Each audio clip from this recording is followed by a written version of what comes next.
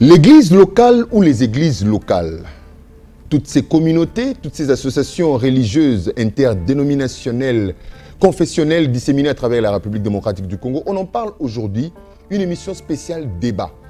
Nous avons parlé la fois passée de déviation des enseignements dans les églises locales. Nous savons tous que l'église est le corps mystique de Christ, composé de toutes ces pierres vivantes qui forment les croyants. Et Christ en est la tête. Mais il se fait qu'il y a des assemblées qui se constituent de part et d'autre, s'installant dans des villes, dans des cités, dans des provinces, et s'identifiant à travers de noms. Et chacun a sa façon de percevoir, a une approche quelconque, une appréhension, une lecture de l'évangile, des enseignements des apôtres. Et les traduit, je peux dire comme ça, à sa façon, selon son entendement. Pierre a dit un jour, les gens mal intentionnés ont tordu l'essence de l'être de frère Paul parce qu'ils voulaient tirer profit de ces enseignements. Aujourd'hui, sur le chemin de la vérité, nous allons confronter des hommes de Dieu, deux bien-aimés frères que vous allez découvrir tout à l'heure. Mais pour en savoir plus, restez avec nous sur le chemin de la vérité.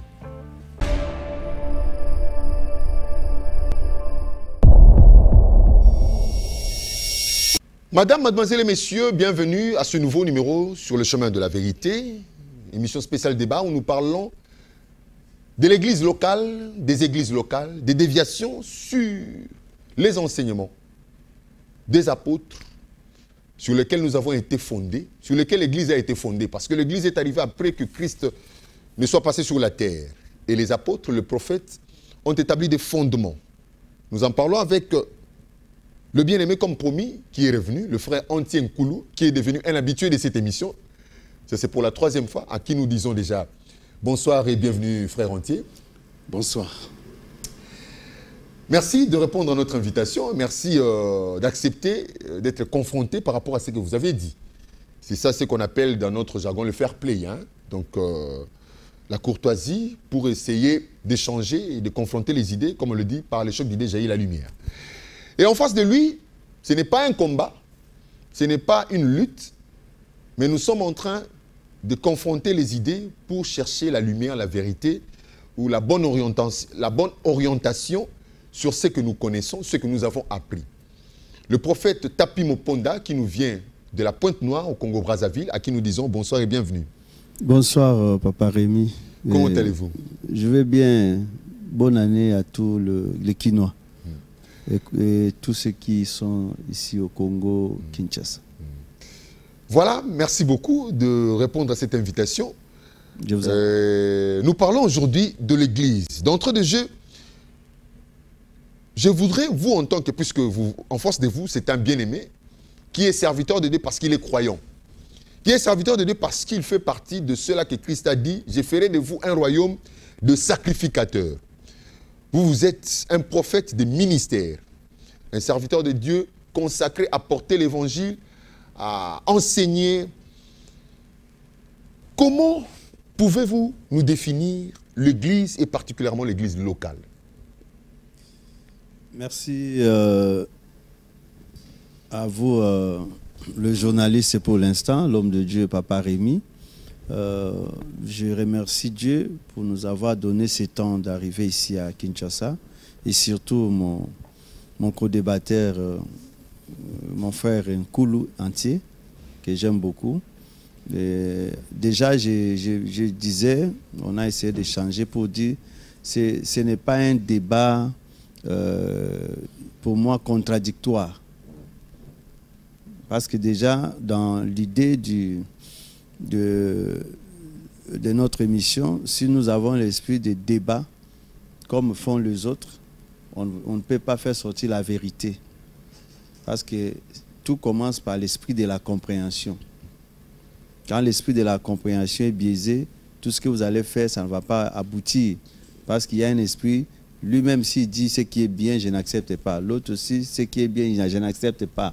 C'est ce qui fait les débats aujourd'hui religieux et les peuples ne bénéficient de rien.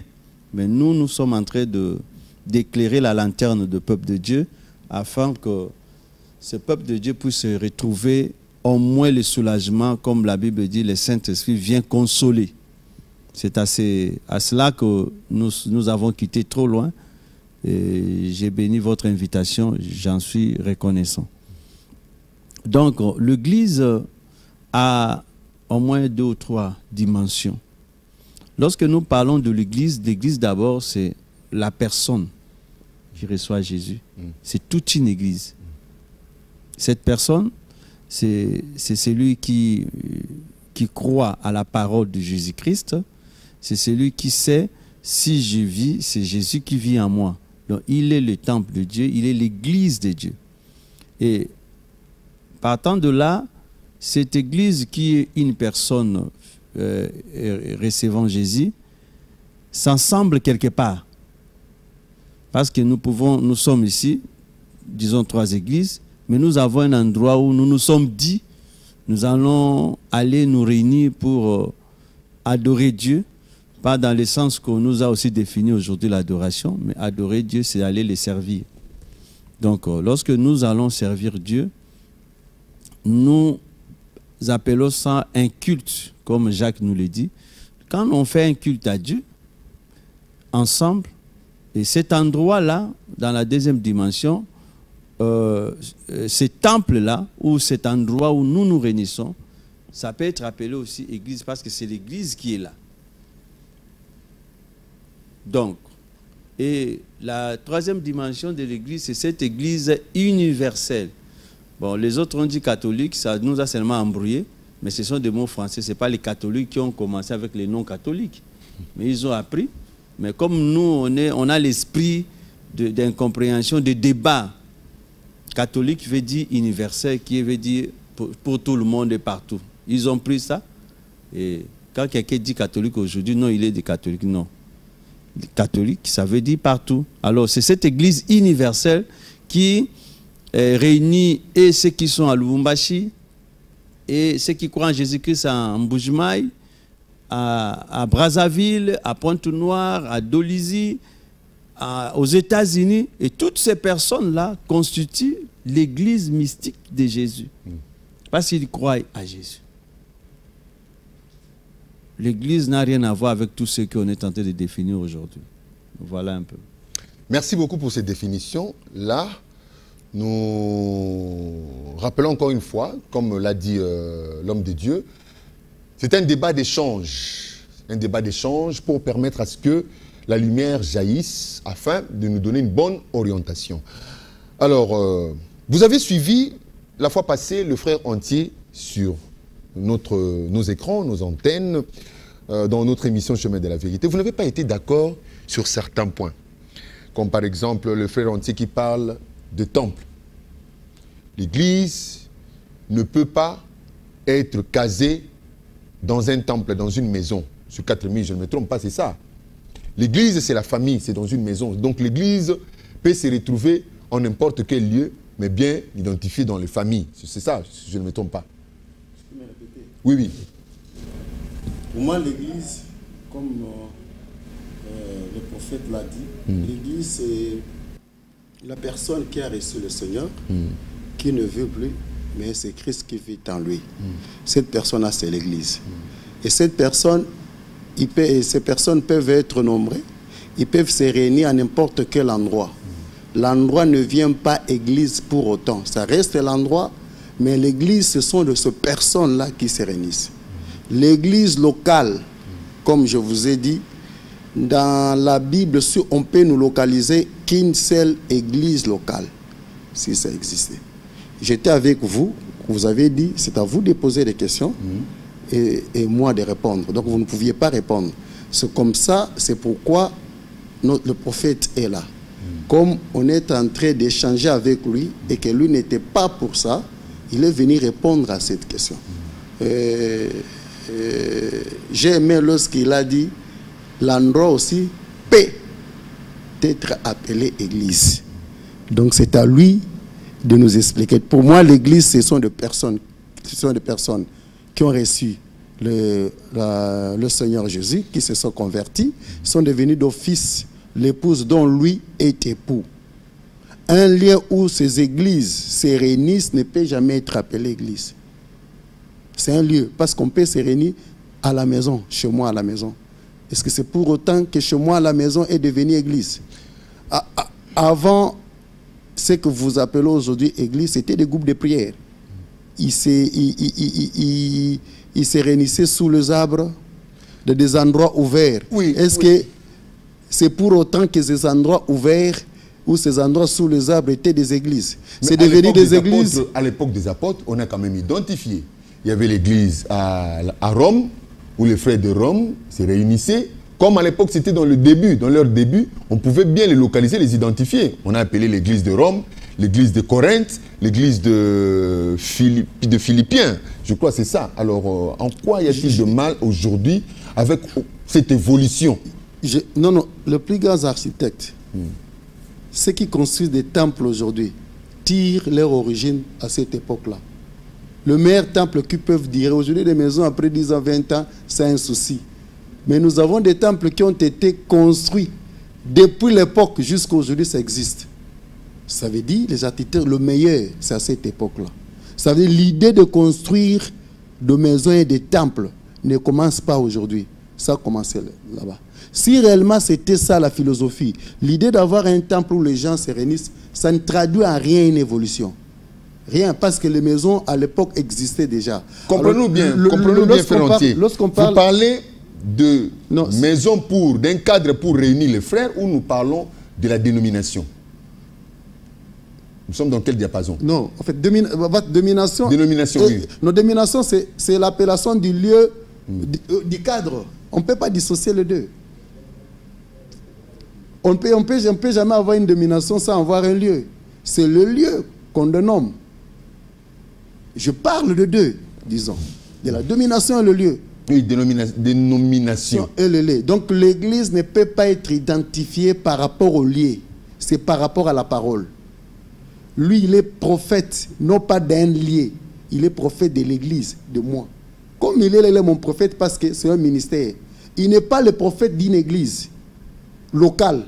Supposons, pour moi, ça n'existe pas sur les synagogues. Appelons ça comme église. Il n'est pas prophète de ça. Il est prophète comme ministère, prophète de l'église dont je suis. Vous comprenez? Je ne sais pas si je me suis bien expliqué. Est-ce que le prophète peut réagir? Merci, merci beaucoup. Vraiment, ça me fait du bien. Vous savez, nous devons aller au prologue, c'est-à-dire nous devons un peu aller au commencement. Au propriétaire de ce que nous sommes en train de débattre aujourd'hui, c'est pas nous. C'est Dieu qui est même le centre de ce que nous sommes aujourd'hui. Et qu'est-ce que Dieu a fait au début? Dieu veut se révéler à son peuple. Il a dit, commençons même à l'époque, il a dit à Moïse, tu dois me faire une arche. Ces petits mâles-là qu'on va mettre ça. C'est lui qui dit ça. Pendant l'évolution, et il dit, David dit, non, je vais te construire un temple. Je ne veux pas que tu sois, nomade. Je veux que tu te sédentarises. Ça, c'était l'idée de notre bien-aimé David. Dieu a dit, oui, c'est une bonne idée, mais toi, je ne peux pas me le faire. Mais David dit pourquoi? Il dit non, tes mains sont sales. C'est-à-dire, à l'idée de Dieu, il avait ses besoins aussi. Parce qu'il aime le sacré. Lui, il est sacré. L'endroit où on va communier pour lui doit être sacré. Il est le maître des temps et des circonstances. Il est aussi le propriétaire des endroits. Quand vous dédiez un endroit pour Dieu, ça reste pour lui. Donc, lorsque l'église corps s'est réunie pour dire, ici, désormais, ça devient le lieu où nous allons adorer Dieu, je ne vois pas le mal où Dieu ne peut pas se manifester. Oui, prophète, oui, allez-y. Bon, je ne veux pas que vous m'entravez. Il faut finir un peu parce que nous voulons éclairer les enfants de Dieu. Alors, Dieu a dit non, c'est une bonne idée, c'est pas toi. c'est ton fils qui va le faire parce que toi, tu as tué les gens, tout ça là, moi je suis saint. Voyez-vous, Dieu est saint et l'esprit de David avait trop de choses dans sa main, il ne peut pas. Alors, il dit quoi? C'est ton fils. Et le jour où Salomon commence à construire le temple, il finit. Dans la prière de Salomon, Salomon commence à remercier Dieu. Il dit que toute personne qui rentrera dans ce temple, qui fléchira les genoux ici, ça c'est l'endroit qu'il parle, et te demandera quelque chose, daigne l'exaucer. Il parlait de l'endroit là, le temple. Voyez-vous? Et Jésus-Christ, parce que nous commençons de l'Ancien Testament pour arriver à Jésus qui est notre maître, il rentre dans le temple qui était construit. Ce n'est pas dans le temple du cœur de quelqu'un. Il rentre, il trouve un désordre dans le temple. C'est le désordre même qui se passe aujourd'hui dans nos temples aujourd'hui. Voyez-vous? Et ce que Jésus disait, je détruirai ce temple. Voilà, même les gens ont mal compris. Quand Jésus dit, je détruirai ce temple, et après, et les disciples pensaient que c'est le temple là. Voyez-vous? Parce que c'était une incompréhension. Quand on ne comprend pas bien le développement, l'introduction, on se détruit à la fin. Voyez-vous? Donc, et Jésus rentre dans le temple qui est construit de murs, tout ça là. Il dit ceci. Pendant qu'il est en train de chasser les gens, il dit quoi? Ma maison sera appelée la maison de la prière. Un nom, un lieu de commerce, parce que les gens vendaient des pigeons, vendaient tout ce qu'on peut vendre. Même si aujourd'hui les gens excessivement allés dans la révélation peuvent dire non, ces pigeons-là, parce qu'aujourd'hui il y a des révélations qui viennent de chacun selon lui pour épater les gens. Mais c'était des temples construits par des mains d'hommes. Mais ces temples-là, les gens se sont réunis pour dire ici, ça sera la maison de la prière.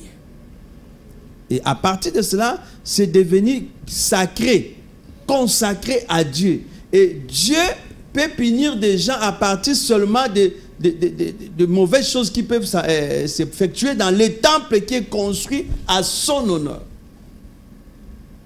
Si vous pouvez retourner à l'étape au temps de Daniel, il y a un roi qui s'est abusé de dire, bon, ce n'est que des maisons, quand les gens ne sont pas là, donc ça reste une maison simple. Ce sont des ustensiles, s'il n'y a pas de gens qui font le culte là-bas, ça reste des ustensiles simples. Il va, avec son audace, prendre les ustensiles de l'église. De l'église temple, je ne parle pas de l'église personne. Il prend les ustensiles, il fait sa fête, c'est un roi. Il fait sa fête avec ses concubines, tout ça là. Et Dieu frappe ce monsieur. Il dit, mais comment tu peux prendre les sacrés?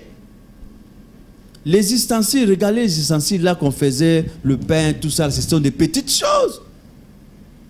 Mais comme c'était consacré à Dieu, les petites ustensiles, ça fait punir un roi. Il est devenu chien de la forêt pendant 5 ans, Nabucodonosor.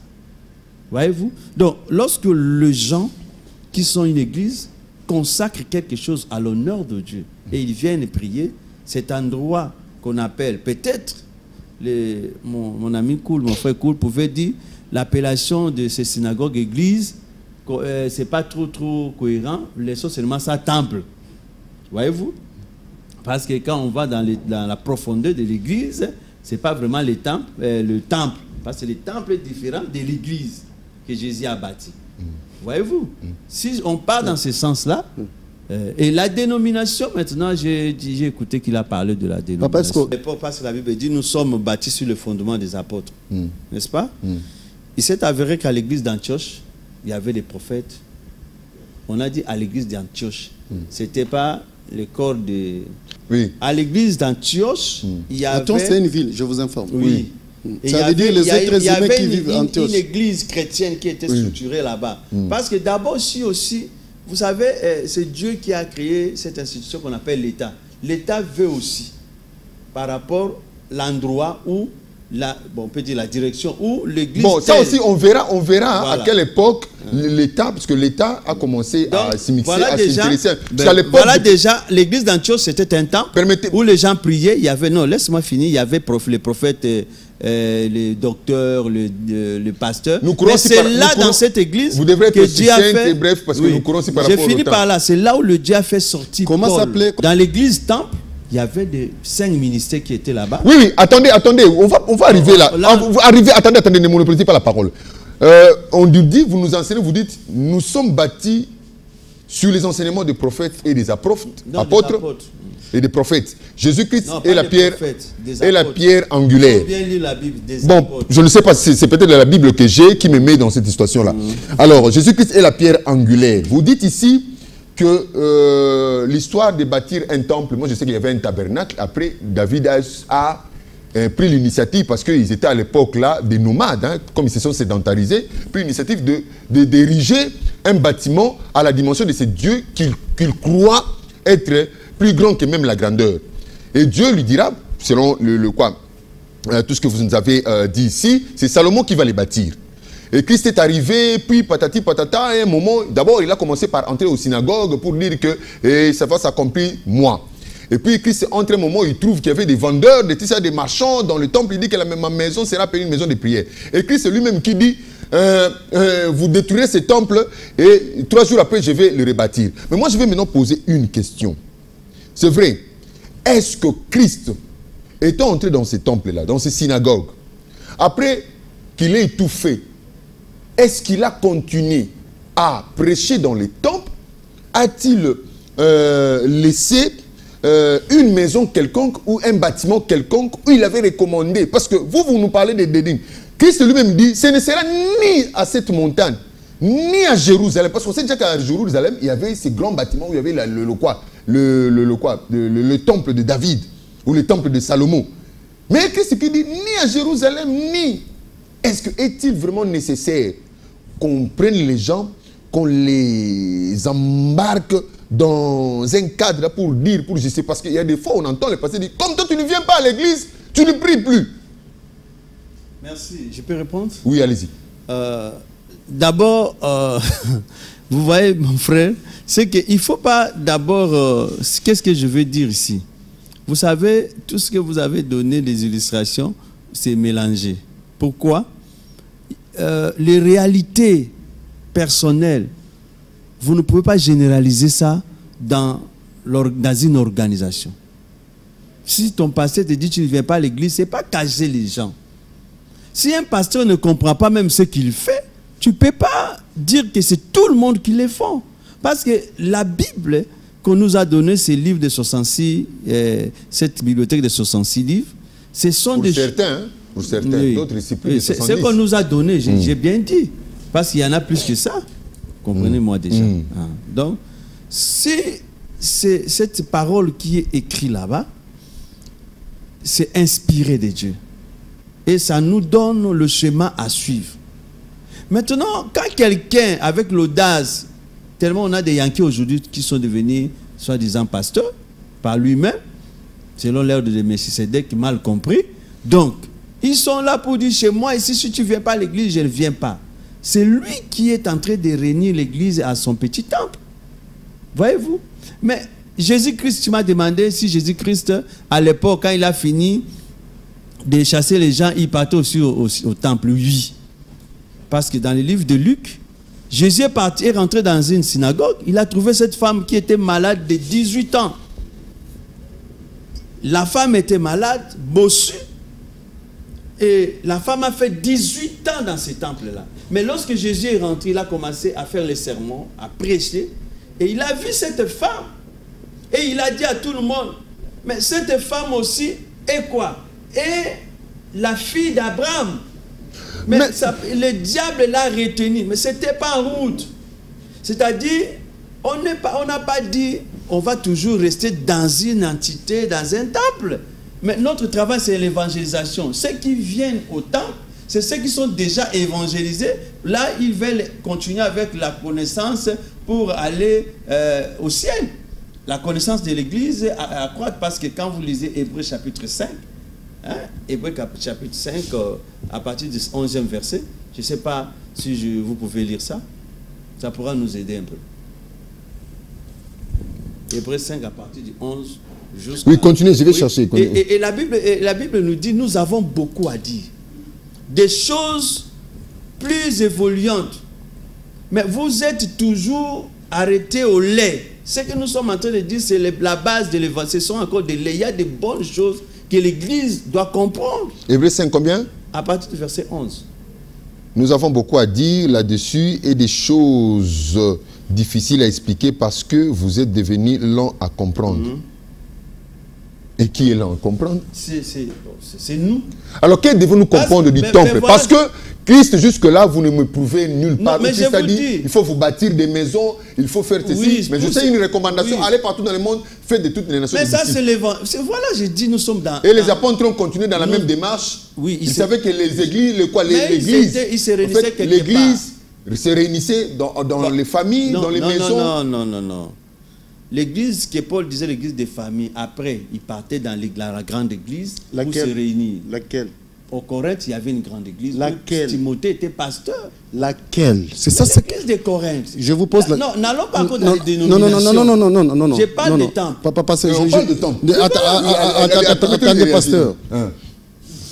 Si je vous pose aujourd'hui cette question, Ouais. vous allez dans quelle église? Vous ne saurez pas me répondre. Je peux te répondre. Dans quelle église? Moi, je pars dans l'église chrétienne de Pointe-Noire. C'est quelle église? C'est l'église de Pointe-Noire. C'est comme ça que vous voulez désigner? Moi, je suis l'église. C'est l'identité. Votre identification d'église. Oui. Je peux connaître. C'est ça votre identification? L'identification de l'église. Oui. C'est Assemblée Royaume du Christ de Pointe-Noire. Je comprends. Voici ma question. Si réellement nous avions la même réalité avec ce qui était dans la Bible, Paul allait dans quelle église? Timothée dont tu parles, il allait dans quelle église? Vous verrez que la réponse que lui a la question dont il a la facilité de donner la réponse, mais vous verrez qu'il ne saura pas donner la réponse de Timothée. Mais pourquoi pas je ne peux pas donner? Tu m'as posé, laisse-moi, je vais donner la réponse. C'est facile. Regarde, vous n'avez pas compris. Vous allez dans quelle église? Je vous ai répondu. Il a répondu, il a donné le nom de là où il part. Oui. De là où il part. Si je pose la question, Timothée allait dans quelle église? Il dit d'aller dans un temple. Dans quel temple? Mais l'église... Non, il a parlé de l'église de Corinthe. Il s'est réunissait. Non, je suis en train de te dire, Corinthe c'est une ville. Mais... Vous voyez, avant, le prophète a voulu se conformer à la Bible. L'église de Pointe-Noire.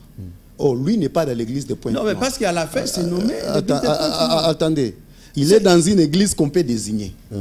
Mais Timothée n'était pas dans une église qu'on peut désigner parce que lui-même était une église qui pouvait se réunir quelque part. Non. Et non, les ça, quelque part... s'il vous plaît. Non, déjà, ce n'est pas... C'est moi maintenant qui ai la parole. Si vous pouvez, on peut respecter un peu le débat pour répondre à ce qu'il dit.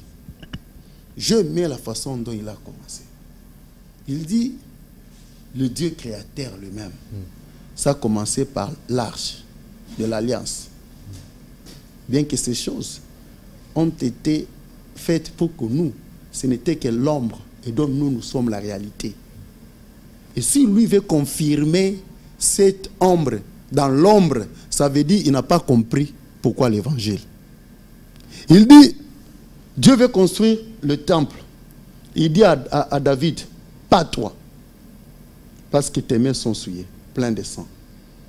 C'est ton enfant, ton descendant, qui va me construire un temple.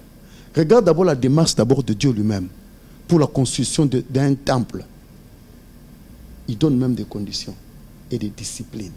N'importe qui ne peut pas construire. Si vous lisez même la façon dont le temple a été construit, Mésire, et celui qui doit accéder à ce temple a été désigné, défini, tout était carré. On arrive maintenant à Salomon lui-même, qui doit construire le temple. Il y a une chose qui est la prière de Salomon, qui est la prière que Salomon a faite. Il y a quelque chose qu'il n'a pas dit, que Salomon dit. Qu'est-ce qui peut te contenir, toi, Dieu?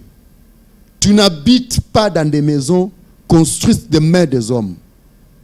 Et là, Salomon n'a reconnu que l'œuvre qu'il a effectuée comme un symbole, pas comme une réalité. En Christ, nous ne sommes pas dans l'ombre, nous sommes dans la réalité. Prenons l'exemple qu'il est tenté de nous révéler. Est-ce que c'est ce que lui il est tenté de parler là de la Bible? Est-ce qu'elle est conforme de ce qu'elles font? Ou est-ce que Dieu a appelé quelqu'un pour dire que je vais encore construire un temple? Vous pouvez comprendre que l'Israël, jusqu'à aujourd'hui, n'a qu'un seul temple.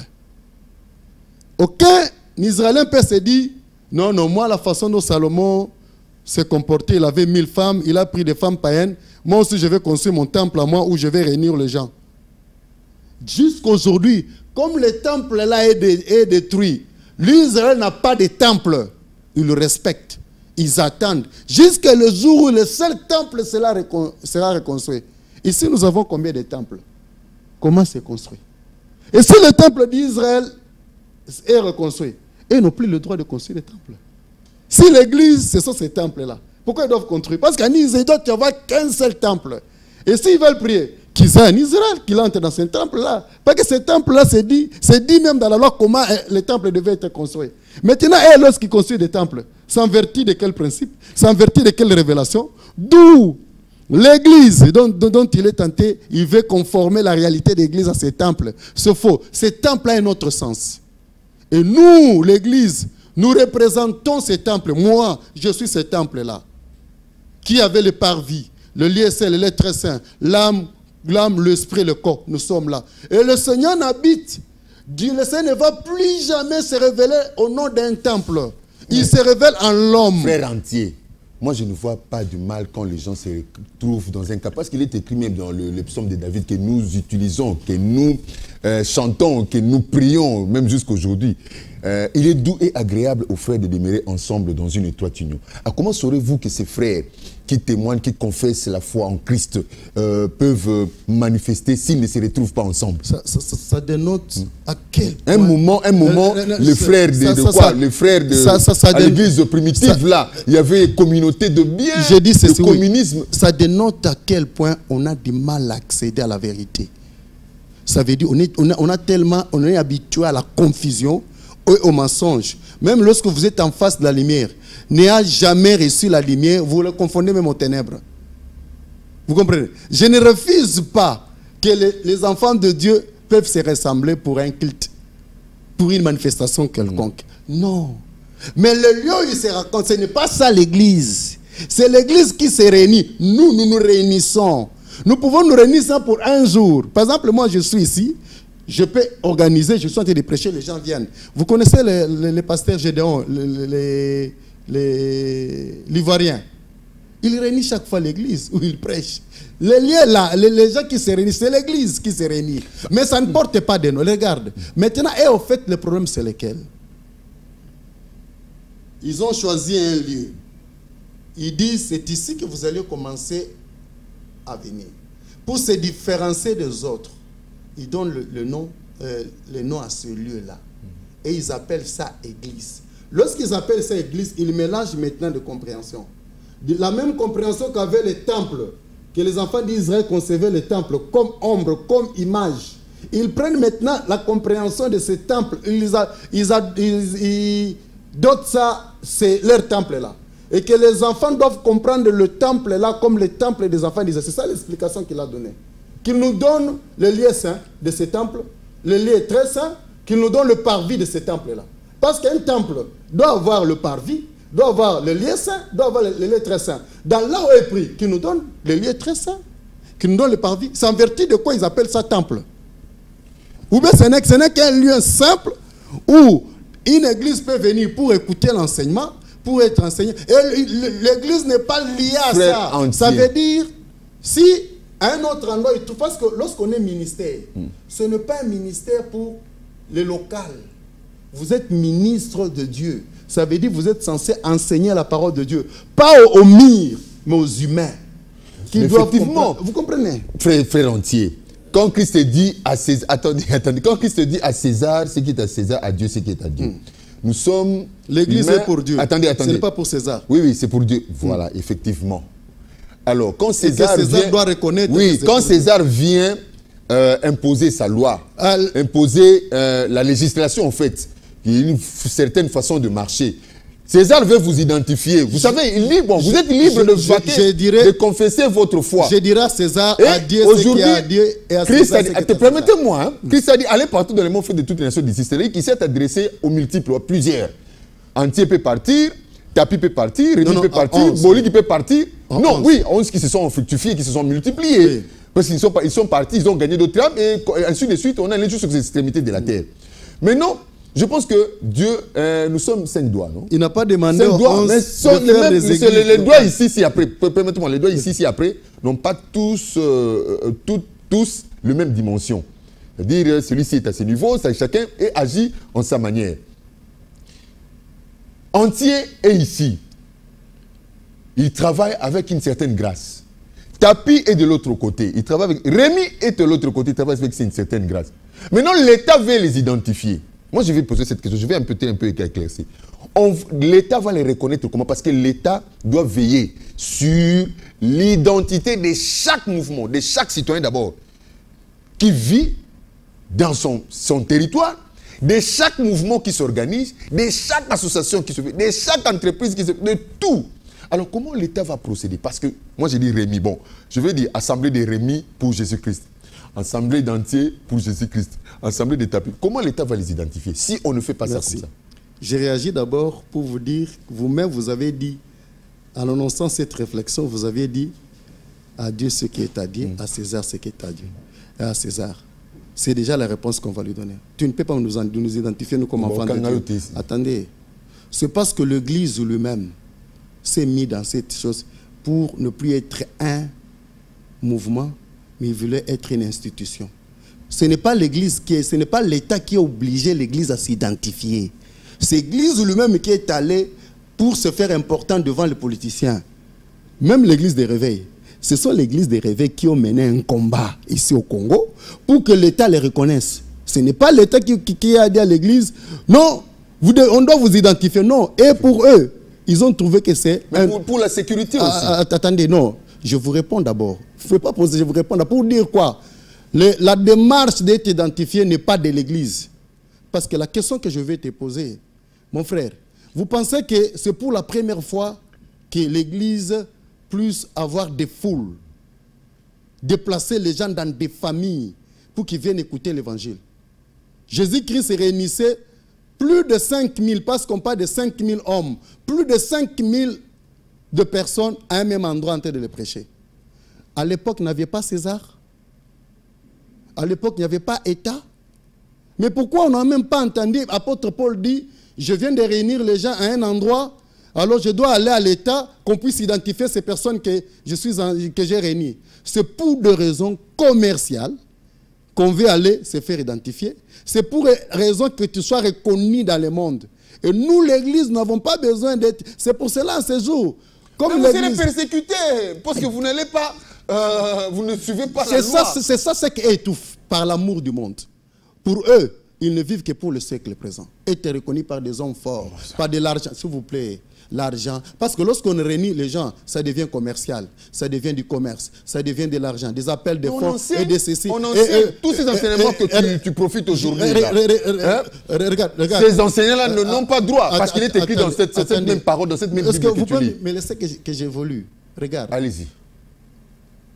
Ici au Congo Kinshasa, il y a des pasteurs qui se précipitent ce privilège-là d'être dans une institution comme pasteur, dans une institution de l'État. Je sais que vous le suivez, vous avez suivi des conflits.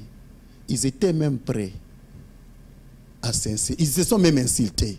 Et de sur quoi, vous saviez, ils se sont accusés de tricherie parce qu'ils veulent. Et ce sont des pasteurs de renommée, des grands pasteurs. De ceux-ci, ils veulent avoir de privilèges auprès des hommes politiques. Et ces pasteurs-là, si on le dit, au nom de l'amour, on veut te tuer. Va-t-il accepter? La persécution, elle est chrétienne. La persécution, c'est la mère même de l'Église. Nous sommes venus de là. Tous les 11 plus Paul, sauf Jean, tous ont été tués. Parce qu'ils devaient démontrer au monde que ce n'est pas pour le siècle présent qu'on vous prêche. Si c'était pour le siècle présent, nous sommes le plus malheureux. Mais nous croyons par notre évangile, même si nous mourons, nous allons revenir en vie. Donc pour vous, on a un peu déformé la démarche. Oui, parce qu'on veut... Le fonctionnement de l'Église. On veut que le poisson se sente... à l'aise dans l'eau. Non, dans l'eau chaude.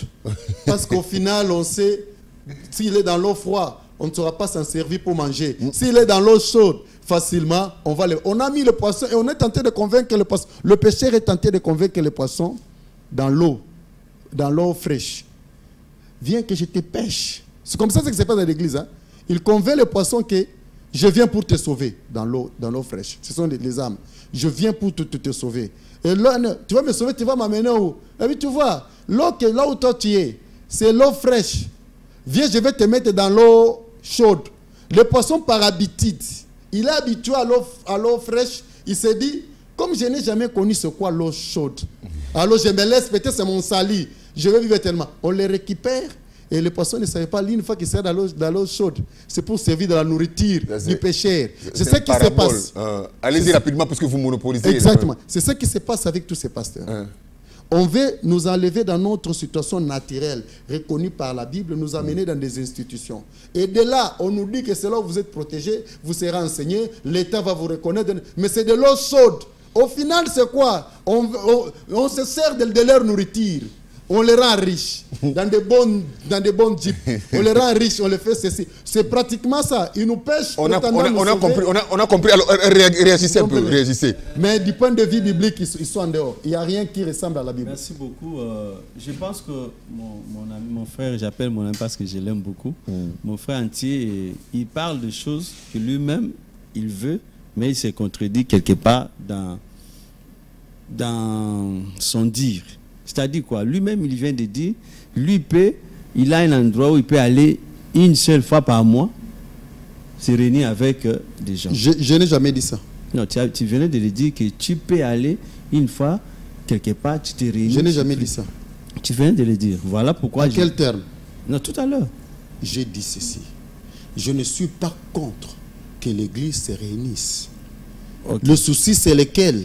Vous prenez du lieu, vous appelez ça église. C'est-à-dire, on consacre les lieux. Vous consacrez les lieux. Or, cette pratique de consécration qui devient le lieu de rendez-vous de Dieu. La politique de consécration, le lieu n'est pas biblique. Ce sont des âmes qui sont consacrées. Ce sont les êtres humains qui sont consacrés. Mais quand tu dis... Ce n'est pas une église. Mais non. Donne-nous cet exemple de la Bible. La Bible dit, quand vous vous réunissez dans l'assemblée de qui? De saints. Qui est saint? C'est Dieu qui nous a consacrés saints. Nous ne sommes pas devenus saints. Lorsque vous êtes dans l'assemblée des saints, ça veut dire... Non. Mais il dit, lorsque les saints se réunissent, les saints là, c'est au pluriel. Qui sont ces saints? C'est qui? C'est toi et moi. Vous voyez? Ce n'est pas le lieu. Permettez. C'est moi qui ai la police du débat. C'est toi et moi, en tant que saints, on se réunit quelque part. Exactement. On ne se réunit pas dans les airs. On se réunit dans un endroit. Oui. Donc, je comprends votre problème, c'est que vous pensez que le temple là, la nomination qu'on met sur le temple, c'est ce qui fait du temple église. Non. Tu as bien dit, c'est un symbole. Tu as parlé de symbole. J'étais bien suivi. L'image, oui. Vous savez, n'est pas réalité. Ces gens, les gens que Dieu a appelés, même Jésus lui-même, il a dit à ses disciples, allez, attendez d'abord que le consolateur vienne, mais restez quelque part. Et la Bible dit, c'était dans la chambre haute. Et à l'époque de Jésus, les mouvements chrétiens n'étaient pas nombreux. Ils ont commencé, raison pour laquelle ils ne pouvaient pas se réunir dans beaucoup de pays.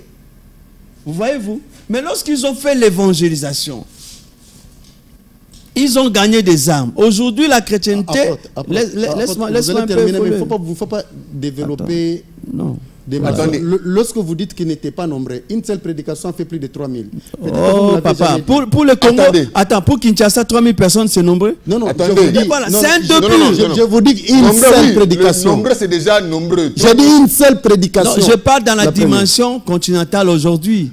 Ils sont arrivés en Europe et en Asie, papa. Mais c'est après. Permettez. C'est après la persécution dans la fuite et celui-là est parti de l'autre côté. Bon, continue.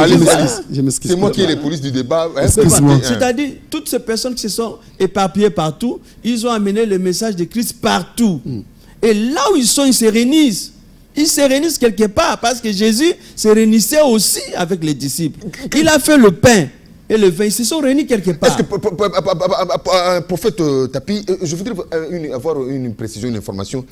Christ a laissé, pas seulement les apôtres, combien de disciples? Bon, vous savez, il y a même des disciples. Parce que Christ a sillonné presque tout Israël. Je ne connais pas le nombre. Pourquoi? Il n'était pas dans les milliers, dans les dizaines de milliers, dans les centaines de milliers. Disciples voilà. qui ne sont même pas nominés. Oui. Voyez-vous, voilà. Et regardez même à sa mort, c'est son disciple qui vient lui faire descendre Simon de Cyrène. Mais il était disciple de Jésus. Mais il n'était pas parmi le 11 et le 12. Alors quand vous dites là, attendre à la chambre haute, tous ces centaines de dizaines de milliers là se sont retrouvés tous là-bas. Ou bien chacun était dans un endroit précis en confessant la foi, en attendant. Là, il a dit aux disciples qui marchaient avec eux. Chambre haute n'était pas une église. Attendez. Laissez. Mon ami, vous savez, c'est que le lieu de se réunir, lorsque les saints se réunissent, cet endroit est déjà consacré, même si on ne le consacre pas. Ce sont des saints qui se réunissent. Et Dieu descend là-bas parce qu'il a dit là où 2 ou 3. Aujourd'hui, il fait le mélange des défauts qu'il voit là où les gens se réunissent avec la vérité. Mais on ne peut pas briser la vérité à cause des défauts que nous rencontrons. Les églises se sont allées chez les... Ça, c'est autre chose. Si on veut parler de ça, oui, il a raison aujourd'hui à cause du sentiment du monde, à cause d'être élevé dans le monde. Il y a aujourd'hui déviation, les gens se sont partis se réunir. Mais nous réunissons dans un endroit qu'on appelle un territoire qui est dirigé parce que c'est Dieu qui a institué l'État. Ce n'est que normal qu'on nous identifie. Voyez-vous, et il y a une erreur qui vient de se passer, je ne peux pas faire passer ça. Quand Dieu dit à César, Jésus a dit à César et à César, c'était dans quel contexte? La Bible même le dit, si vous le lisez, les Juifs voulaient tester Jésus. C'était une question piège à Jésus. Lisez là où on a écrit ça. Oui, c'est par rapport à l'impôt. Voilà, alors la Bible dit... écoutez, la motivation déjà de la question... Jésus déjà connaissait que ce n'était pas une mauvaise motivation, raison pour laquelle il a dit. Donc Jésus vous allez me dire que Jésus s'est plié aux caprices de ses pécheurs pour les satisfaire. Il ne s'est pas plié, il les a corrigés parce que leur motivation était mauvaise. Okay. Il les a corrigés. Et il pensait quand Jésus fait tout ça, il ne respecte pas l'État.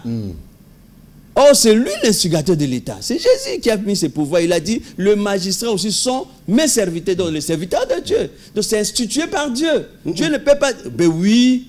C'est écrit où, papa? Oh là, les magistrats, c'est les serviteurs de Dieu. Je vais chercher ça, on va chercher. Non, je ne dis pas que ce verset n'existe pas. Mais tu as dit c'est écrit où? Non, laisse-moi finir. Vous aviez dit que l'État, c'est la volonté de Dieu. Regarde. Lorsque vous dites que l'État, c'est la volonté de Dieu, vous pouvez être tolérant. Je crois que les magistrats sont des serviteurs de Dieu, pas pour dire que c'est institué par Dieu. Non. Attends. Qui peut devenir serviteur de Dieu si lui ne l'a pas agréé? Parce que quand on dit institué... Deutéronome 16, 18, Dieu dit à Moïse, tu établiras des juges et des magistrats dans toutes les villes que l'Éternel, ton Dieu, te donne, selon les tribus, et ils jugeront le peuple avec... Non, bon, je vais commencer par Moïse, parce que c'est Moïse qui a apporté la loi. Je veux que je t'explique. Bon, permettez, ça c'est un autre débat. Ça c'est un autre débat. Je voudrais pas que vous dites, il ne faut pas qu'il se perde. Parler d'Israël, pas État. Il ne faut pas qu'il se perde. Regarde, vous ne parlez pas ici d'Israël, pas État. L'État existait avant que Moïse puisse décider. Déjà, c'était une démarche. Si on comprend bien, en tant que Vous pouvez, il ne faut pas faire la confusion. Ça, c'est le peuple de Dieu dans l'histoire de son peuple. Vous avez arraché la parole au prophète. Vous avez arraché la parole. Il fallait entendre ce qu'il finisse et vous notez. Je pense que vous avez votre stylo noté. Merci. Permettez qu'il. Pour ne pas qu'il se perde. Pour dire que l'État était... Non, attendez. Nous devons suivre l'État. Attendez, soyez tolérants. Pardon. Moi, je vous suis très bien. Soyez tolérants. C'est-à-dire quoi? Vous savez, si Dieu n'a pas grillé l'État, il ne peut pas appeler ces magistrats-là, ces serviteurs, les administrateurs-là. Et il est parti plus loin dans le Nouveau Testament pour dire obéissez à vos autorités. Là où même il y a une confusion aujourd'hui entre... C'est la raison pour laquelle vous êtes identifié en dénommant les églises, en dénommant les assemblées, disons comme ça. Parce que si on dit les églises, c'est plus compliqué. En dénommant les assemblées, les communautés. Il ne faut pas faire cette tohi-bohi. Il faut suivre ce que nous sommes en train de dire. Parce que si on va aller dans les dénominations, là on évolue dans les dénominations. On est sur le temple d'abord.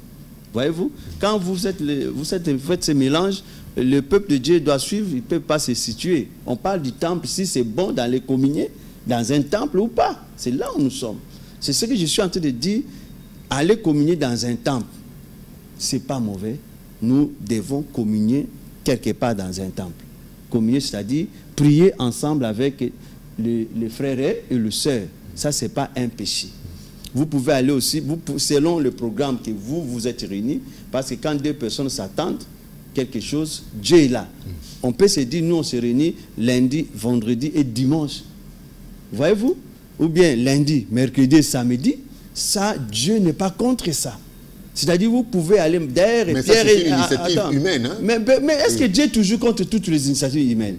Mais Pierre et Jean, c'est à l'heure de la prière. C'était quelle heure de la prière qu'ils partaient au temple? On a dit à l'heure de la prière, c'est que c'était une heure qui était fixée et Pierre et Jean connaissaient pour aller au temple se recueillir. C'est là où ils ont rencontré ces boiteux qui étaient à côté de la belle porte. Et ils ont fait le miracle là-bas. Et, le boiteux là, le malheureux, le percu de peu n'est pas allé chez lui prier. La Bible dit il est rentré au temple louant Dieu.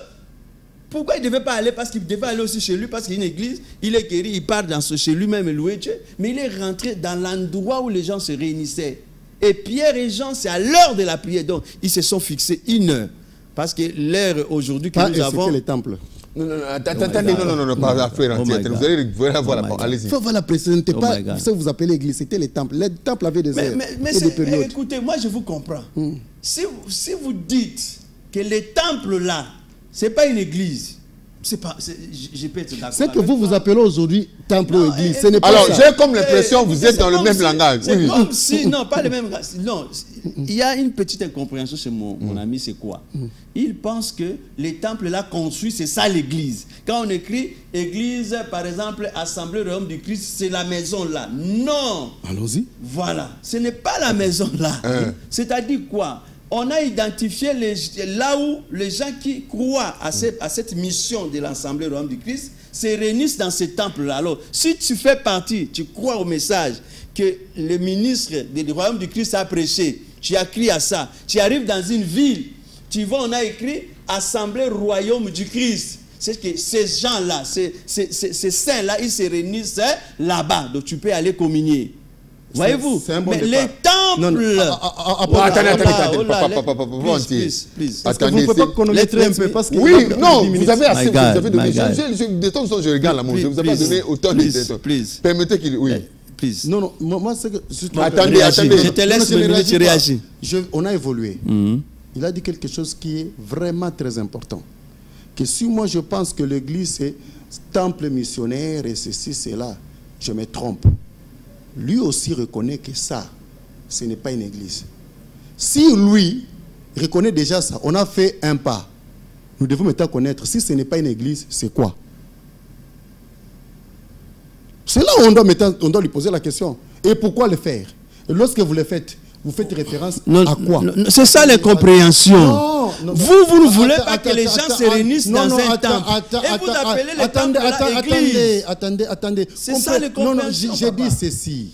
Vous ne voulez pas que les gens se réunissent dans un temple. Non. Réunissez-vous dans votre maison. Non. Mais c'est ce que vous venez de le dire. J'ai dit ceci. Vous aviez dit que ce n'est pas une église. N'est-ce pas?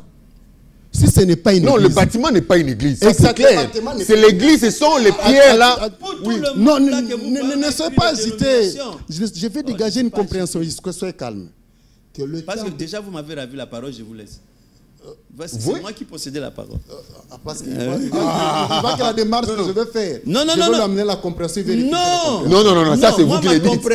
Non, parce qu'en fait, le souci. Ça c'est vous qui l'avez dit. C'est moi qui conduis le débat. Non, c'est moi qui ai la police du débat. Me permettez. Alors, je vous ai dit. Le problème c'est lequel? Je vous ai dit au préambule ici, c'est la compréhension. Le problème c'est lequel? Il peut soulever plusieurs questions en intervenant. Et je me demande où est-ce que je vais commencer à réagir. L'apôtre a dit, ces temples-là... Le prophète. Et le prophète a dit, les temples ne sont pas une église. Ce cadre-là, centre missionnaire, tout, ce n'est pas une église. Ma question est celle-ci, c'est quoi? Maintenant, je le dis dans sa réponse, qu'il conforme dans la Bible. Laisse-moi. Quand il parle dès le début, j'ai parlé du temple. On est en train de démontrer les temples où Jésus partait. Ce n'était pas des églises, c'était des temples, les cadres où les saints se réunissaient. Si vous pouvez même revenir sur la vidéo, vous allez voir, je ne fais que parler de l'endroit où le Saint s'est réuni, les gens qui prient, qui ont accepté Jésus. Mais c'est nous, l'Église, qui nous réunissons en tant que saints de Dieu, nous nous réunissons quelque part. Maintenant, lui, il confond, j'ai explicité encore, quand on écrit « Assemblée royaume du Christ », c'est pour identifier les gens qui ont crié au message de l'Assemblée royaume du Christ. Quand ils arrivent aujourd'hui à Pointe-Noire ou à Kinshasa, parce que moi je suis à Pointe-Noire, mais vous voyez Assemblée royaume du Christ quelque part. Vous savez que le message que notre messager a prêché, donc c'est là où nous allons écouter les mêmes messages. Parce qu'en réalité, nous ne sommes que des missionnaires, on n'est pas des visionnaires. Donc, les messages que le porteur de la mission, donc nous on se réunit là-bas. Maintenant, moi je lui pose la question aussi, je lui réponds, où est le mal lorsqu'on se réunit, là où on est identifié, dans ces temples-là? Je lui laisse un peu de parler. Voilà. Il ne m'a pas répondu. Ce n'est pas une église, c'est quoi? J'ai dit c'est les temples là où les gens se réunissent. Vous avez appelé ça temple. Oui. Est-ce que vous pouvez me référer ça à la Bible? Parce que les enfants, ce n'est pas aujourd'hui que les gens ont commencé à prier.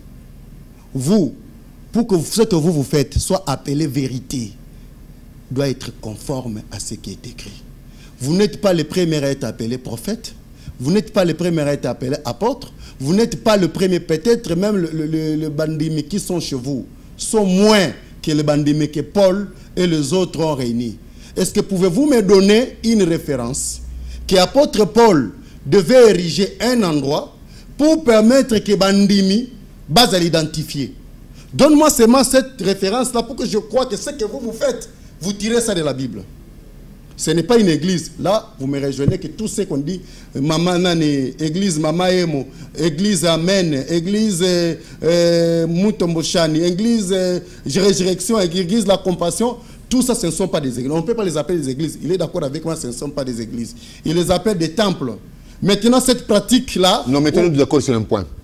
Quand on parle de l'église, la compassion, ou résurrection, ou amen, ce sont les croyants, les frères, tel qu'il a dit, qui se réunissent là, dans ces temples-là. Le temple n'a pas de nom. Le temple, oui, j'ai bien compris, le temple n'a pas de nom. J'ai aussi compris comme ça. J'ai dit maintenant, pour que nous suivons ça, c'est au nom de la vérité qu'on suit ça. Est-ce qu'on peut prendre maintenant cette façon de prendre la réalité, on conforme ça par un verset de la Bible, par un fait?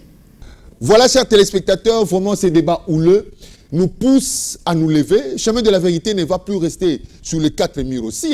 Chemin de la vérité doit mener des investigations, surtout sur cette question du judaïsme, du rabbinisme, de temple. Parce qu'on se dit, temple, mais on ne peut pas définir ça selon les dictionnaires, parce que c'est un mot qui vient de quelque part. Le synagogue, que Dieu nous fasse grâce, que nous puissions arriver même en Israël, sur la terre sainte, de juifs, de chrétiens, parcourir même Capernaum, parcourir même le mont de Golgotha, parcourir même le vert pâturage là où David a été. Et Dieu nous fera grâce, nous y arriverons. Henri Toumbonio, crois-moi.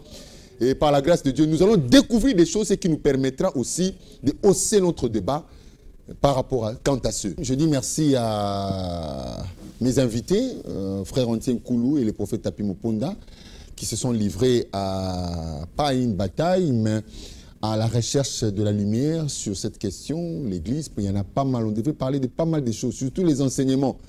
Prions que Dieu nous prête vie et nous donne le moyen de pouvoir nous réunir, parce qu'il y a aussi le mariage qui est vu d'une certaine manière à l'Église, les familles, et on apprend que l'Église prend contrôle même de familles aujourd'hui, les mariages, et surtout la question qui a été évoquée la fois passée, le concubinage, qui est l'épouse, premier rang. Frère Antien Koulou a suscité pas mal de débats, et il y en a pas mal, il y en a pas mal de questions comme ça. Et nous en parlerons. Merci beaucoup aussi à vous tous qui nous avez suivis. Vous avez prêté votre attention et votre fidélité à cette chaîne et surtout à cette émission Chemin de la Vérité. Merci à toute l'équipe technique. Henri Toumbonio, le réalisateur principal. Guélor et Popo, Patrick Nganga, Benjamin Boli qui assure jusqu'aujourd'hui donc le cadrage 4 caméras comme ça de cette émission. Merci beaucoup à la coordination de Donatien Lutundula et la supervision de la programmation, donc la supervision de Rita Bitote et la programmation de Raoul Kabondo. Merci beaucoup. Nous espérons vous retrouver prochainement, toujours sur ces questions. Je pense qu'on n'a pas pu épurer ou étancher notre soif. Hein, la télévision, c'est les temps, mais que Dieu donne le moyen. Nous avons besoin de la vérité et rien que la vérité. Je pense que vous avez tous suivi et tiré des leçons. Et je n'ai pas trop de commentaires à faire sur ça, mais que le Seigneur nous donne la sagesse. Retrouvons-nous prochainement à la même heure, toujours sur le chemin de la vérité. Excellente suite de programme sur nos antennes. Au revoir. Au revoir.